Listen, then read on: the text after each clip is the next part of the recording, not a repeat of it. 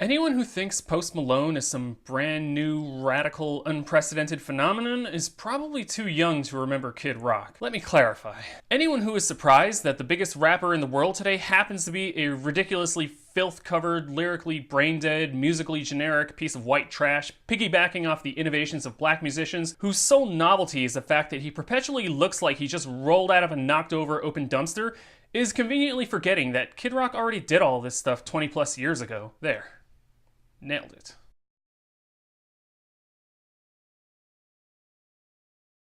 So obviously there are substantial differences between Kid Rock and Post Malone. In terms of their approach, sound, and career trajectory, they may not appear to have very much in common at all. But in terms of the space they occupy in the culture and the general image they represent, the parallels are striking, at least superficially. However, unlike Post Malone's current ongoing one-man war against hygiene and good taste, Kid Rock got his career started with the help of a few bona fide old-school hip-hop legends. He may never have been good, but he wasn't no poser.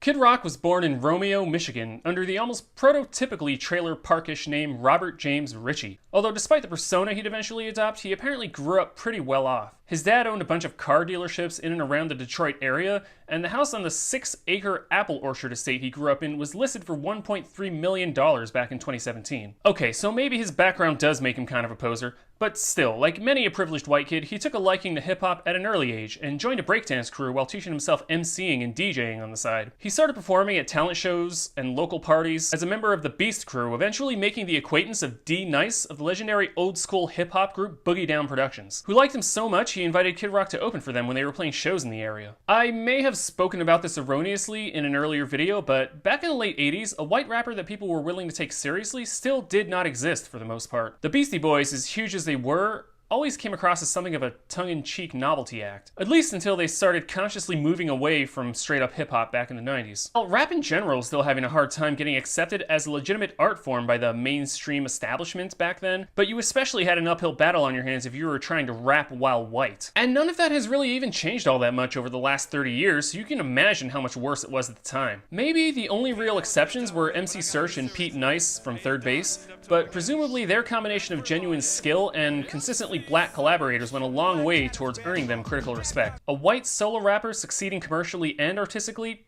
Preposterous. To top things off, he was repping Detroit, which barely had anything close to a local rap scene at the time. I hate Kid Rock as a musician, but I respect his grind. He just went for it. Even got himself a gloriously stupid-looking high-top fade, which was pretty much the early 90s equivalent of getting face tats. The odds were completely against him, so maybe it didn't come as much of a surprise to anybody when his debut album, 1990's Grits Sandwiches for Breakfast, released by Jive, failed to gain any nationwide traction.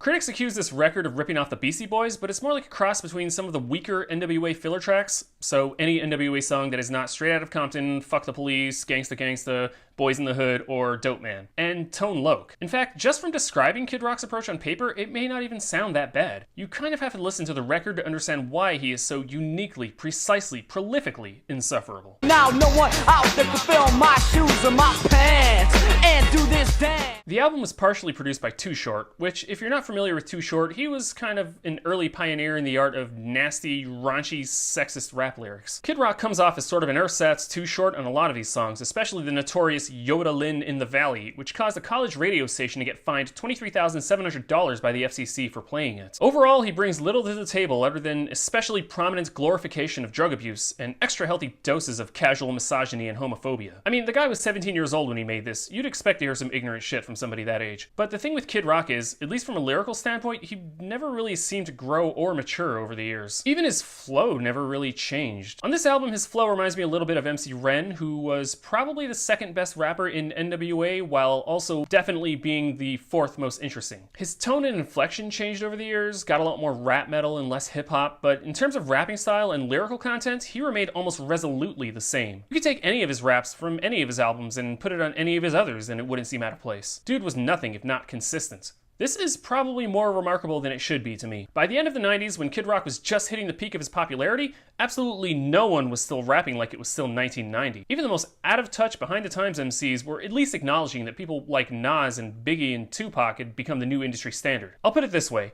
There are moments on this album where it's clear that he's trying to copy LL Cool J, but Cool J himself was on his third or fourth style by that point, and would continue to change up his flow throughout the rest of the decade to stay relevant. Kid Rock apparently never felt the need to do that, because his early stuff never hit anyway. Side rather uniquely and say, does Donald Trump have a lot of money? Well, I guess we can't say he didn't try to warn us. Rap was in a weird place by 1990. The genre had proven capable of producing all-time classic records like De La Soul's 3 Feet High and Rising, Public Enemy's Fear of a Black Planet, Beastie Boys' Paul's Boutique, Ice Cube's America's Most Wanted, and yet by far the biggest successes of that year were You Can't Touch This and Ice Ice Baby. It was as if rap was moving in two separate directions at once. It was going commercial and going underground at the same time. In fact, when Jive ended up dropping Kid Rock, apparently part of the decision had to do with the inevitable Vanilla Ice comparisons he would draw. I may not be willing to defend Kid Rock on any level, but no one deserves that. After being dropped from Jive, Kid Rock went independent, releasing his second album, The Polyfuse Method, on Continuum Records in 1993. His longtime producer Mike E. Clark was apparently more involved in helping him develop more of his own sound on this one. Clearly he was not ready for the big time, so instead of trying to make a commercially appealing album, they focused on bringing together the more disparate influences from Kid Rock's musical background. Turns out he was pretty eclectic. The debut album had its share of rock samples, but a lot of it was the same basic funk and soul stuff every other rapper was borrowing from. It never went much deeper than basic Beastie Boys 101 classic rock sampling. But here, the samples got a lot more obscure, and despite being on a much smaller label, the production sounds far less amateurish than before. And you wonder, the worm's kinda like, I guess, a modern day Felix Unger. I'm gonna jump ahead a little here, but one of the more unlikely collaborations in the year 2001 occurred when Kid Rock wrote the hook to a Butthole Surfers song called The Shame of Life. Turns out he had been a fan of the Butthole Surfers for years and had sampled their song Sweat Loaf. Kid Rock's my motherfucking name. Bitch, you know he's a pastor O.E. Although it shows growth on a musical level, the whole persona of Kid Rock is just as repellent on the Polyfuse Method as it ever was. I just can't stomach this guy's shtick. Maybe there's a world where his personal brand of shameless, boozed up, rednecky, proudly stupid-ass rap gimmickry ever gets anything other than completely tiresome, but it's not one that I've ever been to. Jeez Louise, does his lyricism not ever evolve. Look at you, look at me. You ain't nothing to me. Well, here's a weird release, and yet, oddly, maybe the most pivotal to his career. See, Fire It Up is an EP released in 1994, and it's where he first goes all in on his country rap hybrid that he'd been toying with off and on up to this point, and which would end up making him one of the biggest stars of the late 90s music world. There's also some actual singing here. He attempts to carry the tune and everything. You only get mugged if you go downtown. Some of it's just repackaged old material and stuff that would reappear on later releases, so it's not always the most essential listen. But in terms of foreshadowing the direction he would later go in, this probably charts his path about as clearly as anything could. If you can deal with his fundamental grating obnoxiousness, I might even go so far as to recommend it. In general, although I hate everything he's ever done, I find this mid-period underground indie label Kid Rock stuff to probably be his most listenable. I think this kind of scruffy off-the-cuff production suits what he's doing a lot better than any kind of sleek, polished professionalism would. Early Morning Stoned Pimp, released on Top Dog Records in 1996, is impossible to find. It went out of print ages ago. Original copies reportedly run for as high as $100, and you can't even get it on iTunes. Apparently, after Kid Rock became a big star, he bought up the rights to his old independently released back catalog, and has since kept the stuff from ever being available like some asshole. Some of it got reworked and put out on compilations, but that's not the same, is it? You need the original recordings to really get a sense of where it fits into his career arc. I wasn't able to find an explanation from him as to why he keeps such a tight lid on this stuff, so I can only assume he's withholding it out of some misplaced sense of resentment. You know, like the audience wasn't there when he made it, so why give it to them now? Screw you, this strawman version of Kid Rock that I've constructed, for making it impossible for your fans to be completionist. Did you know that Devil Without a Cause is one of the best-selling albums of all time?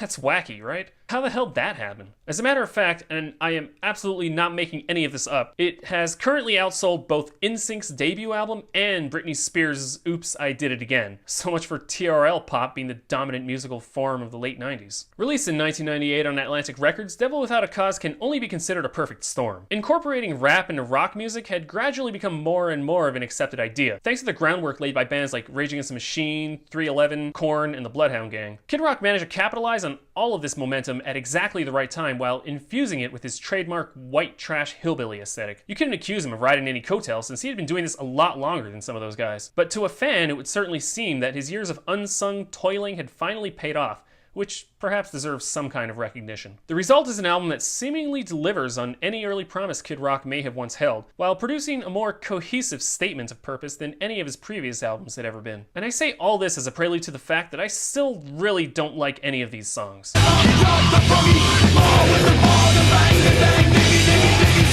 Like, all rap metal has aged pretty poorly, but this is bottom of the barrel for me. Admittedly, he does have a slightly better flow than most white dudes attempting to front a rock band by rapping, but again, it's just the same warmed over crap he was spitting back in 1990, just with an angrier delivery. Shots of jack, hit the caps of meth, half pints of love, and the fists of stress for the hooker. Well, I'm packing up my game and I'ma head out west where real women come equipped with scripts and Okay, I have to say something about this song because I'm on record as saying that rappers should compare themselves to cowboys as frequently as possible, and it would be petty for me to make an exception here just because I don't like the guy. Stupid internal consistency, grumble grumble. because I wanna be a cowboy, baby.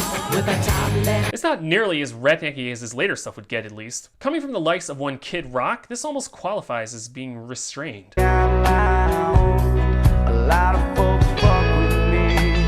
At least there's nothing stopping me from dunking all over this terrible song. Structurally, it's a mess. Kid Rock seemingly wanders drunkenly from one random melody to the next with zero regard for flow or build-up. The production makes it sound like a bad karaoke backing track. People don't know about the things I say. I don't know whether to hate the boring, banal lyrics or the severely over auto-tuned vocals more. It is amazing to me that not only did he get away with a song this hokey and sentimental, but that the public decided it actually needed more of this stuff from him. To white boys, to spike punch and light joints, hang around drugs, loud music and light noise. There are stories from Kid Rock's early days of a skinny blonde kid who used to go to his shows and basically heckle him, saying that he wanted to battle. Turns out that kid was Eminem, who would later show up on a track from Devil Without a Cause that ends up sounding phoned in and tacked on. And considering this is from arguably the prime of his career, that's some kind of accomplishment. I hope if they ever did battle, he had a better showing than this. I wanna twang like Hank, rock like roll, got soul like Stevie when I'm under the sun. After the 90s, Kid Rock received numerous honors, including an induction to the WWE Hall of Fame. Oh, he also made some of the most god-awful music I've ever heard. Seriously, I'm not a fan of his 90s stuff, but everything I've talked about in this video is solid gold compared to the stuff he made after. I'd go so far as to blame him for the proliferation of the bro country genre as much as anyone. The one-dimensional lyrics, derivative music, and questionable hip-hop associations all started with this guy. Hopefully I never talk about a musician I hate this much ever again in one of my videos, but I guess I shouldn't worry too much because that should be all but impossible. All of the videos and artists I hate have been tough, but for whatever reason, this one has been the biggest chore of all. I did this to myself.